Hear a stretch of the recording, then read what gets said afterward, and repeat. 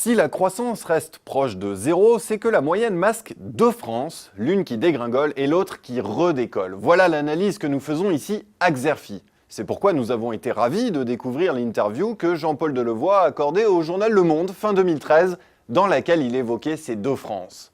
Mais cette situation est-elle tenable pour notre pays ? Eh bien, puisque Jean-Paul Delevoye est aussi un fin connaisseur de la société française pour avoir été médiateur de la République, je suis allé le lui demander au Conseil économique, social et environnemental, institution dont il est aujourd'hui le président. Bonjour Jean-Paul Delevoye. Bonjour. Alors, quel risque cette situation des deux France que vous évoquiez dans Le Monde fait-elle peser sur la société française ? Avec l'Académie des sciences, le Conseil économique, social et environnemental est très préoccupé par la tension au sein du tissu sociétal français et la notion des limites. L'on voit bien qu'aujourd'hui, notre tissu est à la limite de rupture entre le légal et l'illégal, entre le laïque et le religieux, entre le contribuable et l'impôt, entre le citoyen et le politique. Et nous voyons bien que ces risques de rupture peuvent complètement déstabiliser la société française. Et lorsque nous évoquions ensuite cette notion de deux France, c'est que la période que nous sommes en train de vivre n'est pas une période de crise. Si nous sommes en crise, quand on sortira de la crise, on retrouve la situation ex ante.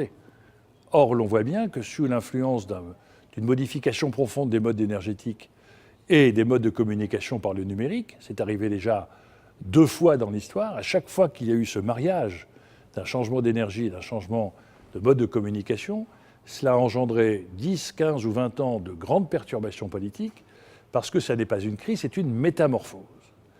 Et lorsque l'on est en métamorphose, c'est un choc culturel qu'il faut pour la France. Nous sommes des cartésiens, et donc nous cherchons à tout mettre en équation, et que le futur, c'est la projection du présent. Or, si nous sommes en métamorphose, le futur est la contestation du présent, et que toute innovation est la remise en cause d'un système. Donc l'on voit bien que culturellement, nous ne sommes absolument pas prêts à nous poser la question avec objectivité, avec lucidité, avec recul, pour avoir peut-être des réponses qui vont remettre en cause la structure, le système au sein duquel nous tirons notre rémunération, notre hiérarchie sociale et notre pouvoir. Jean-Paul Delevoye, vous qui avez été médiateur de la République, quel doit être le rôle du politique face à cette France qui dégringole ? Quand on analyse la situation aujourd'hui, on est en permanence dans la crise, dans la restructuration, dans la réparation. Comment essayer de mettre en place un système où l'on pourrait être dans l'anticipation, dans l'adaptation, dans l'adhésion et la construction ? Nous sommes dans un système de court terme. Le décideur politique est prisonnier de ses échéances électorales à 2-3 ans. Le décideur économique est prisonnier de ses échéances d'actionnaires à 2-3 mois. Et le court terme tue le moyen terme. Les politiques apparaissent plus aujourd'hui comme des stratèges de conquête de pouvoir qu'un pouvoir au service d'un projet de société. Donc lorsqu'on annonce la fermeture à un ouvrier ou un technicien de son usine, pour lui, c'est la mort sociale. Parce qu'il ne croit absolument pas aux formes alternatives de formation, etc. Et donc, pour lui, c'est presque sa condamnation. Et il est totalement traumatisé et emprunt à la violence parce qu'il n'y a pas de capacité pour les territoires d'offrir des espérances alternatives à la perte qu'il vient de subir. Et c'est quelque chose sur lequel nous devons absolument travailler. Passer d'une logique d'égalité des parcours et non pas d'égalité des chances. Jean-Paul Delevoye, dans l'interview que vous avez donnée au Monde fin 2013, vous dites constater sur le terrain une fertilité extraordinaire en termes d'innovation. D'où vient-elle ? Y a-t-il eu un déclic ? Quel est ce déclic ? Qu'est-ce qui a favorisé l'apparition de cette fertilité extraordinaire ? Est-ce que vous avez l'impression que le regard sur l'entrepreneuriat a changé en France ? Oui.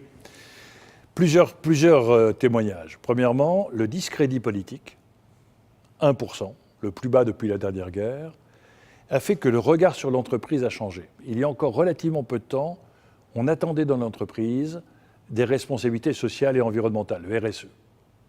Depuis relativement peu de temps, on donne de plus en plus de crédit à l'entrepreneur. C'est-à-dire qu'on voit bien le bon sens de l'opinion Celui qui est salarié se dit « mon avenir ne passe pas par le politique, il passe par mon patron si l'entreprise est solide, s'il y a un objectif très clair et s'il y a une stabilité et une force dans l'entreprise ». Donc on voit bien que le crédit de la parole de l'entrepreneur est aujourd'hui quelque chose d'important dans la stabilisation de l'inquiétude de l'opinion, puisque notre société est aujourd'hui en train de basculer d'un burn-out individuel que je dénonçais en tant que médiateur à une inquiétude collective nourrie par deux sentiments, le déclassement de la classe moyenne et l'avenir bouché des jeunes qui croient que c'est ailleurs qu'en France qu'il faut trouver son avenir. Mais ce qui est absolument incroyable, c'est quand vous additionnez tout ce dynamisme, cet optimisme local, et que vous arrivez à l'échelon national, vous arrivez à un pessimisme national. Donc il faut aujourd'hui retrouver le chemin de l'optimisme, à condition de retrouver le goût de l'aventure, de faire en sorte que les Français considèrent le progrès comme un facteur d'opportunité et non pas comme un facteur de risque, et que sur le terrain, nous puissions retrouver ce goût de l'aventure, de la prise de risque, notamment dans, comme Israël le fait et d'autres, Start-up Nation, permettent que votre âge, votre jeunesse, vous êtes né avec l'ordinateur. Ça va bouleverser complètement la relation du professeur et de l'élève. Ça va du citoyen et du politique, du salarié et du chef d'entreprise. Et dans cette économie numérique, dans cette économie en réseau, il y a une place incroyable pour la France, grâce à son école des mathématiques. Tous les grands dirigeants dans le monde bancaire américain et dans la recherche sont des Français, parce que nos diplômes nous donnent cet esprit cartésien. Donc il y a une chance extraordinaire pour la France, à condition de regagner aussi le choc psychologique. Les Français ont une mésestime d'eux, parce que tout notre système est basé comme ça. Si l'on retrouve confiance, si on libère l'initiative du terrain, je peux vous dire qu'en moins de quelques mois, nous pourrions changer la vision que l'on a sur l'avenir et retrouver un dynamisme absolument incroyable. Jean-Paul Delevoye, merci pour cet éclairage. C'est moi éclairage. qui vous remercie. Le constat est implacable. Nous sommes entrés dans une véritable phase de tension sociale, finalement inhérente à toute révolution industrielle. Mais ce constat, aussi dur soit-il, ne doit pas brouiller le message d'espoir de Jean-Paul Delevoye. La France a toutes les cartes en main pour renouer avec le dynamisme. Tenez par exemple, exactement comme elle l'avait fait lors de la précédente, à la fin du 19e siècle.